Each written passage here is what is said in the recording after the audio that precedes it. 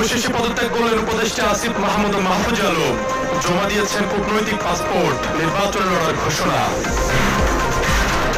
অতীতের আচরণের জন্য সাবেক সেনা কর্মকর্তার কাছে ক্ষমা চাইলেন তারেক রহমান। আবেগাপ্লুত এসএসএফ এর সাবেক ডিজি রুমি।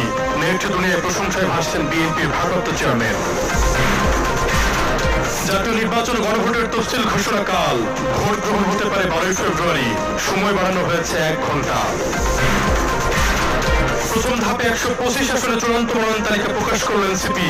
ঢাকা 11 আসন থেকে লড়বেন নাহিদ ইসলাম ও রংপুর 4 থেকে লড়বেন আক্তার হোসেন। 3 শর্তে জাতীয় সরকার গঠনের প্রস্তাব জামায়াত আমিরের। দুর্নীতি অনিয়মের প্রশ্নে কোনো ছাড় না দেওয়ার হুঁশিয়ারি। দাড়িপাল্লার পক্ষে ভোট প্রার্থনা। অন্তর্বর্তী সরকারের উপদেষ্টা পরিষদে থাকা 2 ছাত্র প্রতিনিধি আসিফ মাহমুদ, সজীব ভুঁইয়া ও মাহফুজ আলম পদত্যাগ করেছেন। তাদের মধ্যে আসিফ মাহমুদ ছিলেন স্থানীয় সরকার,